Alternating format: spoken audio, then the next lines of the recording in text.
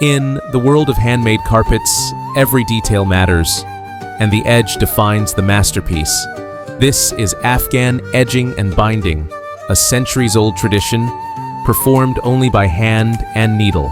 No machines, no shortcuts, just the steady hands of expert artisans with over 3 decades of mastery, securing every thread with absolute precision. Each stitch strengthens the foundation, restores beauty, and preserves the soul of the carpet. This is not repair, it is heritage reborn.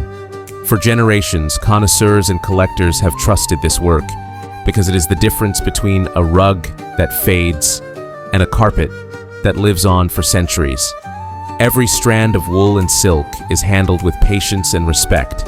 Every movement carries the weight of culture, craftsmanship, and luxury. This is more than edging. This is timeless artistry, crafted for royal families, global collectors, and true lovers of authentic handmade carpets. Afghan carpet edging, an invisible art, yet the signature of perfection.